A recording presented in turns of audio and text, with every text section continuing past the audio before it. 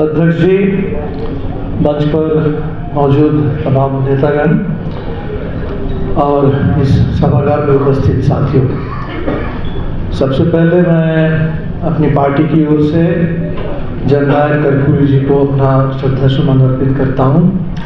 आज के कार्यक्रम के बारे में जब पता चला तो पहले थोड़ी आशंका थी मन में कि 1 तारीख तक मुंबई में रहना है, कुछ और एक आध कार्यक्रम होंगे, लेकिन हमने तय कर लिया कि इस कार्यक्रम में मुझे ज़रूर रहना है। तो इसके पीछे 2 कारण हैं। एक तो कर्पूरी जी के विचार और व्यक्तित्व के प्रति उनसे मुलाकात नहीं हुई, बातचीत करने का कभी मौका नहीं मिला, सुनता रहा हूँ उनके बारे में, पढ़ता रहा हूँ, तो मन में गहरी श्रद्धा, विचार और व्यक्तित्व दोनों धरातल पर।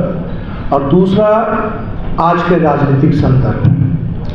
तो यहाँ नरेंद्र जी ने एक बात कही, मैं उसको थोड़ा दूसरे ढंग से कहूँगा। उन्होंने कहा कि कर्पूरी जी मास लीडर थे, मॉब के लीडर नहीं थे। तो मुझे लगता है कि समाजवादी धारा में सब लोग जन के ही नेता होते हैं, भीड़ के नेता नहीं होते हैं। अगर कोई भीड़ के नेता हो जाए समाजवाद में तो वो समाजवाद नहीं रहता है, वो नेशनल सोशलिज्म हो जाता है, जो जर्मनी में हुआ था। और आज हमारे देश में उस भीड़ तंत्र को हम देख रहे हैं। इसीलिए वो भीड़ हिंसा, भीड़ के पूरा लोकतंत्र के जगह पर भीड़ तंत्र वो दूर रहे। समाजवादी धारा हो, साम्यवादी धारा हो, गांधीवादी धारा हो, अम्बेडकरवादी धारा हो, सभी धाराओं से, और हम जन के धारा के रूप में ही रहे। हम जो फर्क देखते हैं वो जब रमाशंकर जी भी कह रहे थे कि कर्पूरी जी जब मुख्यमंत्री थे और जब नहीं थे कोई फर्क नहीं। मुझे एक ही बार का याद है, 80 के दशक में जब हम लोग इंडियन पीपुल्स फ्रंट चला रहे थे, तो एक बार मैं पटना गया और थोड़ा पहले अगर ऑफिस में पहुंच जाता तो शायद कर्पूरी जी से मुलाकात हो जाती। तो पता चला कि कर्पूरी जी थोड़ी देर पहले आए थे। तो वो दौर था कांग्रेस का एक तरीके से शासन का आखिरी दौर।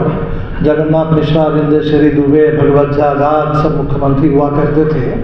और उस दौर में किसी एक सवाल पर बिहार बंद का था, जिसको हम लोगों ने भी समर्थन दिया था। तो उसी बिहार बंद की तैयारी के क्रम में उस पर बातचीत करने के लिए कर्पूरी जी वहाँ आए थे।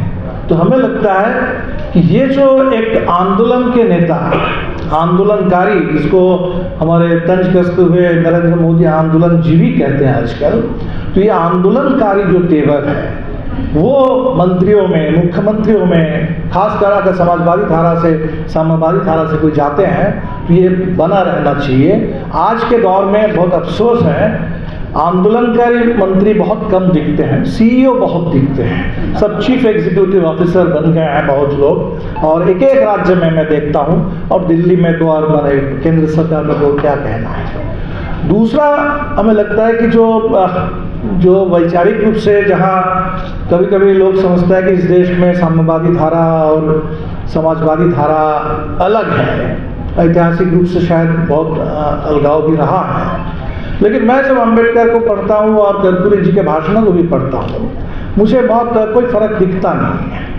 इसलिए नहीं दिखता है कि जो हम लोग सामाजिक न्याय की अगर बात करते हैं तो बगैर सामाजिक परिवर्तन, अगर अन्याय पर आधारित समाज होगा तो अन्याय पर आधारित समाज में, गैर बराबरी पर आधारित समाज में कितना न्याय मिल सकता है। तो तब हम सामाजिक न्याय को आरक्षण में सीमित कर देते हैं। और अब तो धीरे धीरे आरक्षण भी सामाजिक आधार से उसको हटा करके उसको आर्थिक आधार किया जा रहा है। और अब तो संविधान जहाँ से आरक्षण आता है उस संविधान को ही खत्म करने की बात हो रही है। कर्पूरी जी में मैं देखता हूँ, अम्बेडकर में भी बार बार देखता हूँ कि वहाँ सामाजिक न्याय और सामाजिक परिवर्तन बिल्कुल एक साथ चल रहे हैं। उसमें भूमि सुधार की बात है, बिहार जैसे जहाँ इतना सामंती दमन है, गरीबों के इतने जनसंहार हुए हैं, तो गरीबों के हाथ में उनको हथियार का लाइसेंस मिलना चाहिए आत्मरक्षा करने के लिए, ये बात भी कर्पूरी जी कहते हैं। तो ये जो पूरे जिस तरह का दौर रहा है, हमें लगता है कि ये दोनों धारा सामाजिक न्याय, सामाजिक परिवर्तन की लड़ाई में भी साथ साथ चलना चाहिए। और आज के जो जिसको देवेंद्र जी ने कहा कि पैसावाद और सत्तावाद, मैं दोनों को जोड़ करके सीधा कह देता हूँ कि फांसीवाद। तो फांसीवाद के दौर में बिल्कुल हम लोगों को साथ साथ चलना चाहिए। इस देश में ये त्रासदी है हुई हमारे देश की राजनीति में कि जब कांग्रेस के वर्चस्व का दौर था और वो गैर कांग्रेसवाद के एक दौर में जो जहाँ समाजवादी और साम्यवादियों को एक रहना चाहिए था, वहाँ कहीं समाजवादी और संप्रदायवादियों में कुछ एकता बन गई और उस एकता ने बहुत नुकसान किया। और अब वो गैर कांग्रेसवाद तो चला गया कांग्रेस मुक्त भारत में, और कांग्रेस मुक्त भारत से अब तो आ गया है कि विपक्ष रहित लोकतंत्र हो। तो हम देख रहे हैं कि पूरे देश में जो फांसीवाद आ गया है, और बहुत अच्छी बात है कि इस दौर में आकर के हमने देखा कि जो भी समाजवादी धारा के लोग उस गठबंधन में थे वो नीतीश जी भी चले आए, सारे लोग चले आ रहे हैं और बहुत अच्छी स्थिति बन रही है कि देश में अम्बेडकरवादी, गांधीवादी, समाजवादी, मार्क्सवादी सारे लोग आज मिल करके, कांग्रेस के अंदर के नेहरूवादी सब मिल करके फांसीवाद के खिलाफ एक बहुत व्यापक और मजबूत वैचारिक रूप से और व्यावहारिक रूप से एक मोर्चे की गुंजाइश बन रही है। और इसी को अभी तो महाराष्ट्र में हमने देखा कि बहुत लोग कह रहे हैं कि ये कैसे हो गया।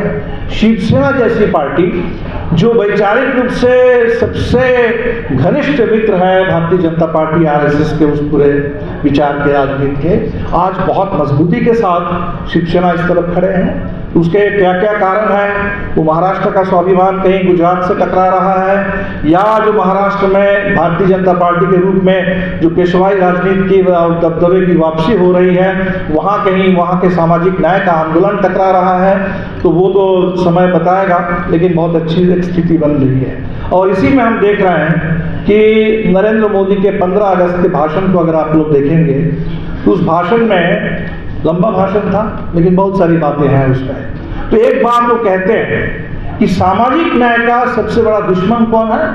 कह रहे हैं कि तुष्टीकरण। इस बात को समझना बहुत जरूरी है।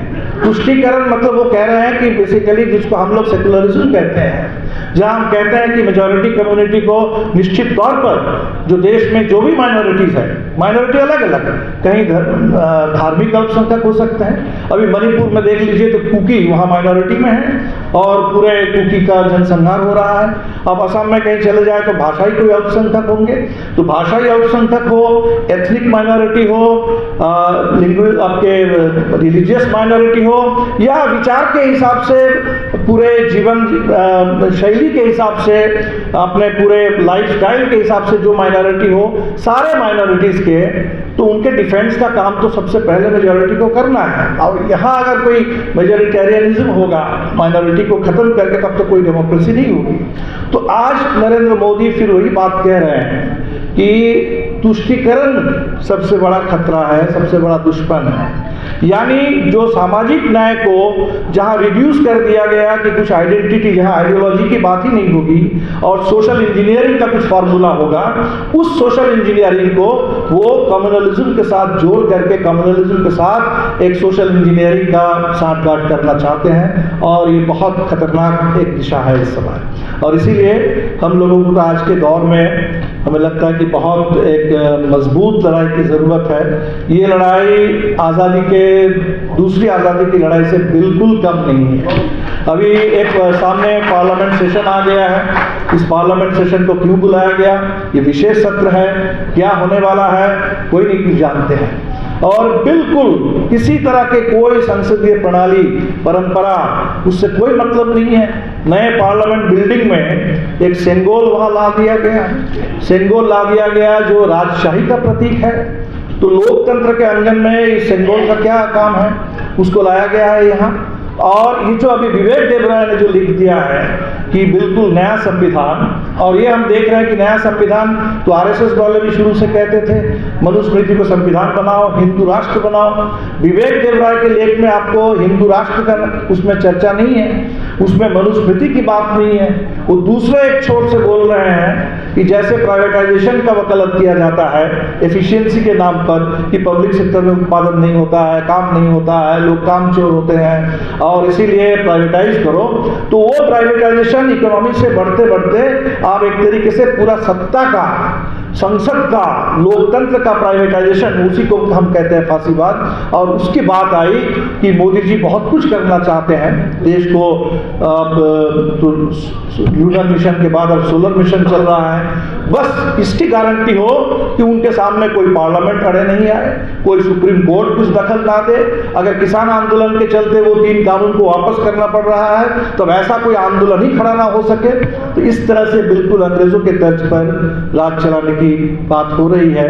तो जो भगत सिंह कहते थे कि वे आज़ादी के दौर में कि बुरे अंग्रेज ना आए गोरे अंग्रेज की जगह पर, लेकिन आज वही बुरे अंग्रेजों का राज है। जो अम्बेडकर ने कहा था इस देश में कि कभी अगर हिंदू राज इस देश में यथार्थ बन जाएगा, वो इस देश के लिए सबसे बड़ी कैलामिटी साबित हो, वो कैलामिटी आज हमारे सामने है। उस तबाही के दौर में, बर्बादी के दौर में हम लोग जी रहे हैं। इस तबाही को रोकना है, और तबाही को रोकने के लिए आपने जो कहा कि फ्लेक्सिबिलिटी और विचार, हमें लगता है कि वो अलग चीज़ नहीं है। जब तबाही को रोकने की बात है, हमारे सामने अगर डिजास्टर है तो डिजास्टर मैनेजमेंट उसका तकाजा है कि पहले रेस्क्यू वर्क भी करो, बचाओ। जो लोग इस समय परेशान हैं उन तमाम लोगों को रिलीफ दो, राहत दो, और निश्चित तौर पर इसके साथ साथ रिकंस्ट्रक्ट भी करो। ऐसा मजबूत लोकतंत्र हिंदुस्तान में बने, ऐसा मजबूत सामाजिक न्याय का पूरा एक ढांचा इस देश के अंदर बने, जहां किसी तरह के गैर बराबरी और सामाजिक अन्याय के लिए और फांसीवाद के लिए सर उठाने के आने वाले समय में बिल्कुल कोई ऐसी नौबत ही ना आ सके। इतने मजबूत लोकतंत्र की लड़ाई में, और हमें लगता है कि इस लड़ाई में कर्पूरी जी की विरासत हमारे पास एक जबरदस्त प्रेरणा स्रोत के रूप में, एक ऊर्जा के स्रोत के रूप में। आज मैं देखता हूँ कि उत्तर प्रदेश में अगर बुलडोजर चल रहा है, गिरिराज सिंह चाहते हैं कि वे बिहार में भी बिल्कुल उसी तरह से बुलडोजर राज चले, लेकिन बिहार में अगर अभी यूपी के तर्ज पर बुलडोजर राज अभी तक नहीं आ पाया, अगर भारतीय जनता पार्टी का पूरा एक पार्टी वाला शासन अभी तक नहीं आ पाया, तो उसमें बिहार के कर्पूरी जी की विरासत बहुत जबरदस्त से उसको जाता है। और बिहार के कम्युनिस्ट आंदोलन को भी, हमारे माले से लेकर के पुराने जमाने के सीपीआई के आंदोलन को भी, हमें लगता है कम्युनिस्टों को और सोशलिस्टों को निश्चित तौर पर इस विरासत को संभाल के रखना पड़ेगा, आगे मजबूत करना पड़ेगा, ताकि बिहार में और पूरे देश में ये बुलडोजर राज खत्म हो, ये आतंक का राज खत्म हो, ये बर्बादी का राज खत्म हो। ये अमृत काल के नाम पर जो आफत काल हमारे सामने आ गया है, इस आफत काल से हम देश को बचा सके। आप तमाम साथियों का बहुत बहुत शुक्रिया। कर्पूरी जी को फिर एक बार मैं पार्टी की ओर से, इस देश के वामपंथी आंदोलन की ओर से श्रद्धा सुमन अर्पित करता हूँ और इस विरासत को आगे ले चलने का संकल्प लेता हूँ। बहुत बहुत शुक्रिया।